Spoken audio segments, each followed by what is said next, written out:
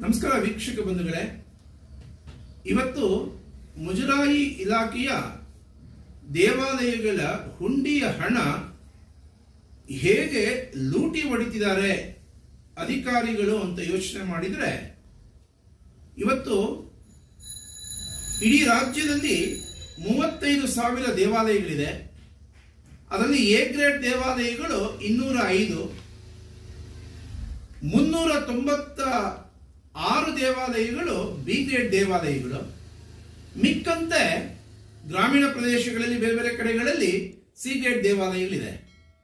ಈ ಹಿಂದೆ ಹಲವಾರು ವರ್ಷಗಳ ಹಿಂದೆ ಸಿ ಗ್ರೇಡ್ ದೇವಾಲಯಗಳಾಗಿದ್ದಂಥ ದೇವಾಲಯಗಳ ಪಾರಂಪರಿಕ ಅರ್ಚಕರು ಮತ್ತೆ ನೌಕರರು ಆ ದೇವಾಲಯಗಳನ್ನ ಬೆಳೆಸೋದಿಕ್ಕೆ, ಉಳಿಸೋದಿಕ್ಕೆ ಸಾಕಷ್ಟು ಶ್ರಮ ವಹಿಸಿದ್ದಾರೆ. ಜೊತೆಗೆ ಆ ದೇವಾಲಯದ ಜೀರ್ಣೋದ್ಧಾರಕ್ಕೋಸ್ಕರ ಭಕ್ತ ಮಹಾಶಯರನ್ನ ಹಿಡಿದು ಆ ದೇವಾಲಯವನ್ನು ವೃದ್ಧಿಗೊಳಿಸೋದಿಕ್ಕೆ, ಭಕ್ತಾದಿಗಳ ಸಂಖ್ಯೆ ಹೆಚ್ಚಾಗೋದಿಕ್ಕೆ ತಪಸ್ಸು ಮಾಡಿದ್ದಾರೆ. ಆ ದೇವಾಲಯಗಳಲ್ಲಿ ಸುಸಂಸ್ಕೃತ ಭಕ್ತಾದಿಗಳನ್ನು ಹಿಡಿದು ಉತ್ಸವಾದಿಗಳನ್ನ ಮಾಡ್ತಾ ಆ ದೇವಾಲಯಗಳಿಗೆ ಶಕ್ತಿ ತುಂಬುವಂತ ಕೆಲಸವನ್ನ ಆ ಅರ್ಚಕರು, ನೌಕರರು ಮಾಡ್ತಾ ಬಂದಿದ್ರು. ಆ ದೇವಾಲಯಗಳು ಇವತ್ತು ಎ ಗ್ರೇಡ್ ಮತ್ತೆ ಬಿ ಗ್ರೇಡ್ ದೇವಾಲಯಗಳು ಅಂತ ಅನ್ಸ್ಕೊಂಡಿದೆ. ಸಾಕಷ್ಟು ಅರ್ನಿಂಗ್ಸು ಬರ್ತಿದೆ. ಮುಜರಾಯಿ ಇಲಾಖೆಯನ್ನ ಆ ದೇವಾಲಯಗಳು ಸಾಕ್ತಾ ಇದೆ ಕೂಡ.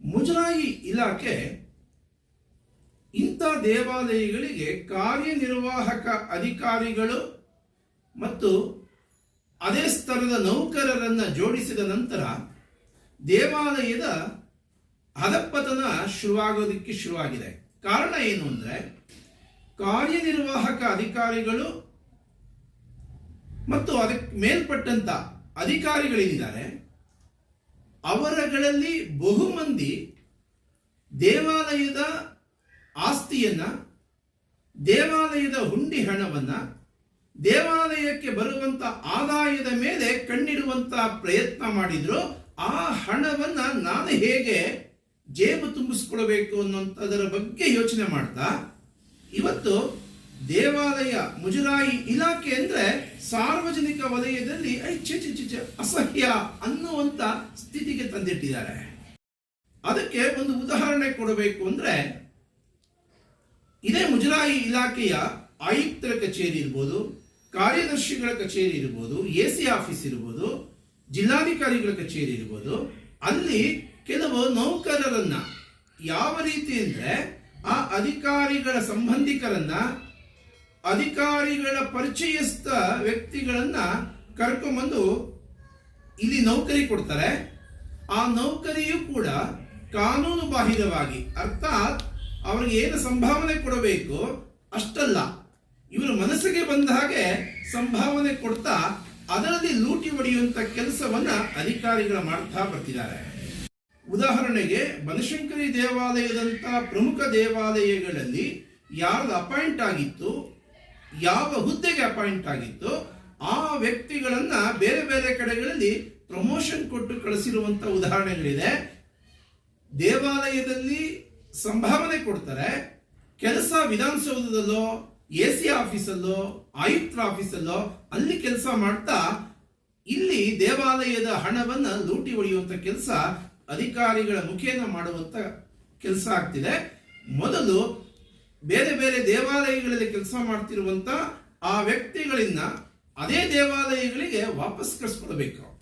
ಮುಜರಾಯಿ ಇಲಾಖೆಯ ಅಧಿನಿಯಮದಲ್ಲಿ ಅವಕಾಶ ಇಲ್ಲದೆ ಹೋದ್ರು ಟೆಂಪಲ್ ಎಂಪ್ಲಾಯೀಸ್ಗೆ, ಉದಾಹರಣೆಗೆ ಹಗಲ ಕಾವಲುಗಾರ ಇರ್ಬೋದು, ಶಾಂಪೇಂಜರ್ ಇರ್ಬೋದು, ಮತ್ತೆ ಬೇರೆ ಬೇರೆ ನೌಕರರಿರ್ಬೋದು, ಅವರಿಗೆ ಪದೋನ್ನತಿ ಕೊಟ್ಟು ಹಗಲ ದರೋಡೆ ಮಾಡೋದ್ರಲ್ಲಿ ಅಧಿಕಾರಿಗಳು ಮುಂಚೂಣಿಯಲ್ಲಿದ್ದಾರೆ. ಅವರಿಗೆ ಪದೋನ್ನತಿ ಕೊಡೋದರ ಜೊತೆಗೆ ಆ ಪದೋನ್ನತಿಯನ್ನು ಕೊಟ್ಟು ಅದೇ ಜಾಗಕ್ಕೆ ಮತ್ತೊಬ್ಬರನ್ನ ತಗೊಂಡು ಅಲ್ಲಿ ಮತ್ತೆ ಇನ್ನೊಂದಷ್ಟು ಲೂಟಿ ಹೊಡೆಯುವಂತ ಪ್ರಯತ್ನ ನಡೀತಾ ಇದೆ. ಈ ರೀತಿ ಅಧಿಕಾರಿಗಳು ಲೂಟಿ ಹೊಡೆಯೋದೇ ಅವರ ವೃತ್ತಿ ಪ್ರವೃತ್ತಿ ಆಗಬಾರದು. ದೇವಾಲಯದ ಆಸ್ತಿಯನ್ನು ಉಳಿಸುವಂತ, ಬೆಳೆಸುವಂತ ಸಂಸ್ಕಾರಪ್ರದವಾದ ನೌಕರರಿದ್ದಾರೆ. ಅವರಿಗೆ ಶಕ್ತಿ ತುಂಬುವಂತ ಕೆಲಸವನ್ನ ಅಧಿಕಾರಿಗಳು ಮಾಡೋ ಪ್ರಯತ್ನ ಮಾಡಬೇಕು. ಮುಜರಾಯಿ ಇಲಾಖೆಯೇ ಎಲ್ಲ ಇಲಾಖೆಗಳಿಗಿಂತ ಮೇಲ್ಪಂಕ್ತಿಯಾಗಿ ಎದ್ದು ನಿಲ್ಲುವಂತ ಸ್ಥಿತಿಗೆ ತಂದಿಡಬೇಕು ಅಂತೇಳಿ ಮಾನ್ಯ ಆಯುಕ್ತರಿಗೆ ಆಗ್ರಹಪಡಿಸ್ತಾ ಇದ್ದೇನೆ.